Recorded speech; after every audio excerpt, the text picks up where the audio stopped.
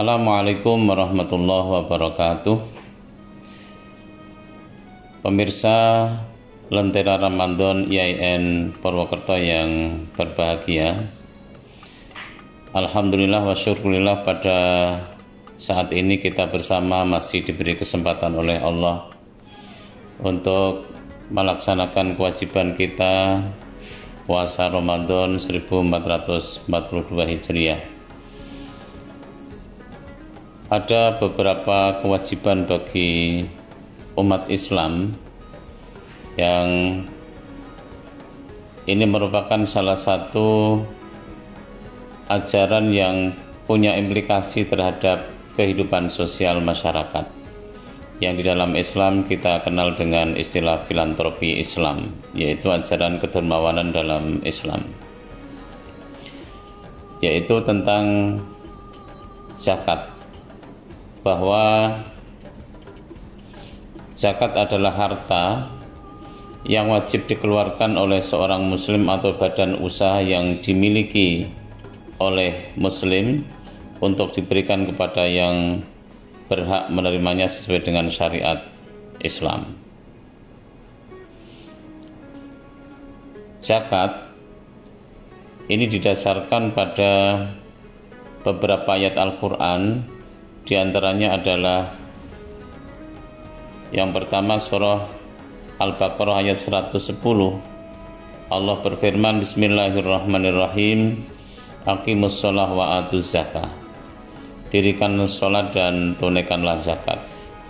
Kemudian ada juga di surah At-Taubah ayat 103, Allah menyatakan, Bismillahirrahmanirrahim, khudh min amwalihim shadaqatan tutahhiruhum wa tuzakkihim biha wa sholli alaihim inna sholataka sakanul lahum.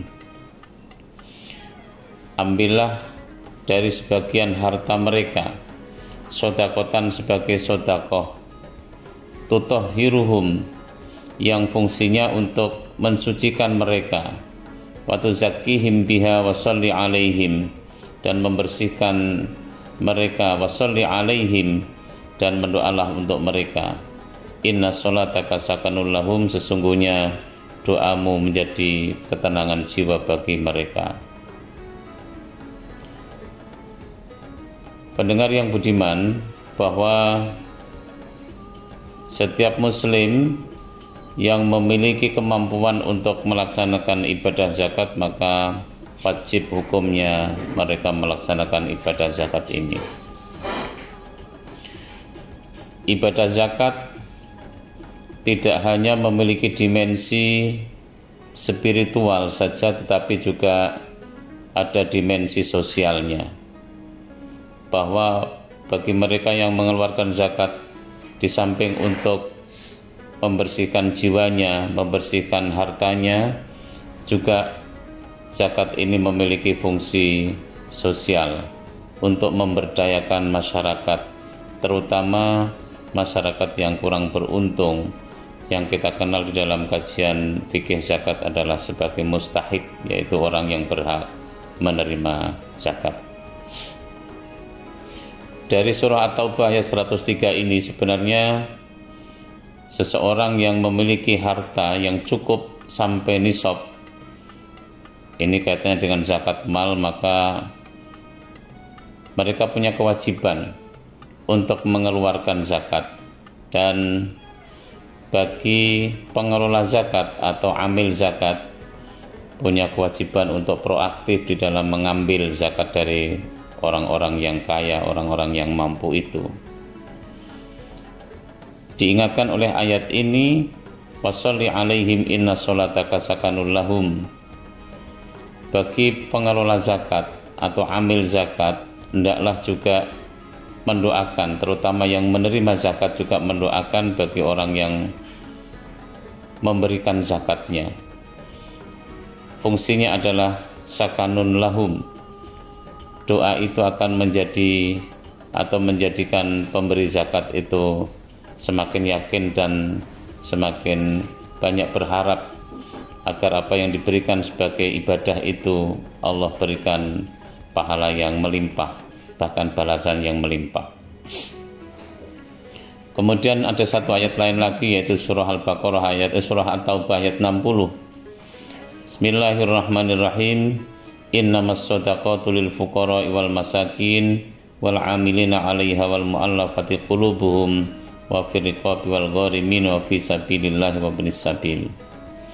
Ini ayat 60 surat At-Taubah bicara tentang distribusi zakat, bahwa zakat itu diberikan kepada fakir, pada miskin, kepada amil, kepada mu'allaf qulubuhum, kemudian budak yang sedang memerdekakan dirinya untuk membayar kepada tuannya, kemudian gharim, orang-orang yang memiliki hutang baik untuk dirinya maupun untuk kepentingan sosial, kemudian sabilillah dan ibnu sabil yang dikenal dalam fikih sebagai asnaf yang 8 kelompok itu.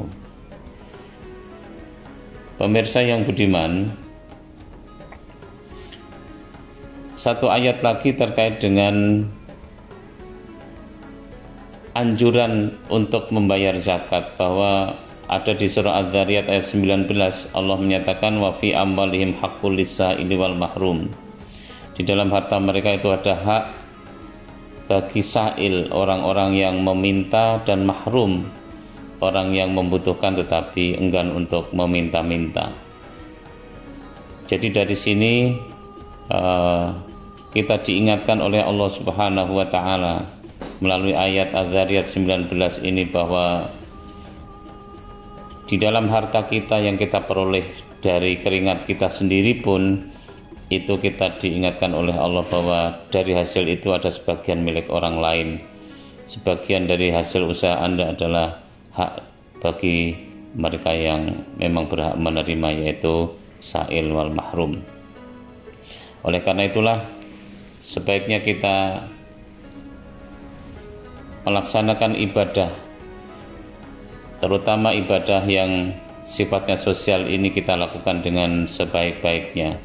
Ada beberapa peraturan yang mengatur tentang pengelolaan zakat ini, bahwa di dalam pengelolaan zakat kita sudah memiliki undang-undang yang dikenal dengan Undang-Undang Pengelolaan Zakat, yaitu Undang-Undang Nomor 23 Tahun 2011. Di sana ada harta yang harus dizakati. Kategorinya ada beberapa. Yang pertama adalah emas, perak, dan logam mulia lainnya. Jadi bagi umat Islam yang memiliki emas, selain emas perhiasan yang dipakai secara rutin harian, punya perak yang disimpan, punya logam mulia atau simpanan logam mulia, ini pun nanti kalau sudah mencapai nisab wajib dikeluarkan zakatnya, yaitu 2,5% setelah mencapai masa kepemilikan 1 tahun. Kemudian harta yang wajib dizakati lagi yaitu uang dan surat berharga lainnya. Jadi kalau kita memiliki deposito, memiliki uang tabungan di perbankan atau surat berharga, ini bisa dinilaikan. Kemudian apakah uang dan surat berharga yang kita miliki itu sudah mencapai nisab atau belum. Nah, nisab itu ketentuannya di keputusan Majelis Ulama Indonesia itu senilai dengan 85 gram emas murni. Dan kalau kita berhitung sekarang misalnya emas murni itu 1 gramnya 1 juta, maka kalau kita sudah memiliki tabungan sekitar 85 juta, itu berarti sudah mencapai nisab emas murni 85 gram, dan itu berarti sudah wajib untuk mengeluarkan zakat, yaitu 2,5%. Kemudian ada harta perniagaan, hasil pertanian, perkebunan, dan kehutanan, ada hasil peternakan dan perikanan, hasil pertambangan, hasil perindustrian, hasil pendapatan dan jasa, dan yang lainnya. Ini perkembangan benda yang wajib dizakati tentu sesuai dengan situasi dan kondisi perkembangan zaman kita. Jadi misalnya pendapatan dan jasa, Ini bagi umat Islam saya kira sekarang perkembangan industri jasa jasa-jasa yang dijadikan sebagai lahan bisnis ini sudah semakin maju, semakin pesat, sehingga jenisnya sudah sangat banyak, bervariatif. Karena itulah kalau kita memiliki keahlian-keahlian yang kemudian itu merupakan jasa yang kita bisa jual ke masyarakat lalu menghasilkan keuntungan, menghasilkan uang, maka hasil kerja kita itu adalah sebagai pendapatan dari apa yang kita berikan kepada orang lain atau jasa yang kita berikan kepada orang lain. Nah, tentu cara menghitungnya ini adalah untuk jasa adalah per tahun, tetapi boleh dikeluarkan menurut fatwa MUI per bulan dikeluarkan juga diperbolehkan. Karena kalau menunggu 1 tahun ini nanti pengumpulan zakatnya dinilai sangat banyak dan itu kadang-kadang menjadikan hati kita agak berat untuk mengeluarkan. Karena itu lebih baik dikeluarkan per bulan. Itu bagian dari cara kita untuk agar membayar zakat itu rasanya tidak terlalu berat. Ini untuk hal-hal yang disebutkan di pasal 4 Undang-Undang Nomor 23 Tahun 2011 tentang pengelolaan zakat. Nah, kemudian di dalam keputusan Mahkamah Agung, peraturan Mahkamah Agung nomor 2 tahun 2008 tentang kompilasi hukum ekonomi syariah, ini ada juga kalimat yang menyatakan bahwa benda yang wajib dizakat itu adalah barang-barang hasil produksi, kemudian barang yang memiliki nilai ekonomis dan produksi, uang dan yang senilai dengannya, emas dan perak, kemudian tanaman dan buah-buahan, pendapatan transportasi, madu dan sesuatu yang dihasilkan dari binatang, misalnya susu, telur, sarang burung, sarang ulat sutra dan lain sebagainya. Ini disebutkan. Jadi misalnya kita memiliki usaha tentang ayam petelur, ini yang menghasilkan susu, menghasilkan telur.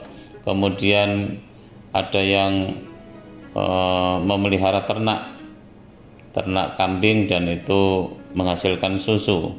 Kemudian burung, misalnya burung walet dan sebagainya, ini bisa menjadi suatu penghasilan yang wajib dikeluarkan zakatnya.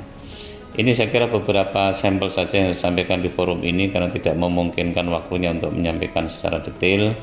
Mudah-mudahan apa yang saya sampaikan ini bisa menjadi renungan bagi khususnya pribadi saya, sekeluarga dan pendengar sekalian, untuk kita memperhatikan salah satu ajaran kita adalah filantropi Islam, yaitu kedermawanan di dalam Islam, dan kita harus berlatih terus untuk menjadi orang yang bisa berbagi kepada sesama. Mudah-mudahan kita diberi kekuatan lahir dan batin oleh Allah Subhanahu wa taala untuk menjalankan perintah Allah dengan sebaik-baiknya. Billahi taufiq wal hidayah. Assalamualaikum warahmatullahi wabarakatuh.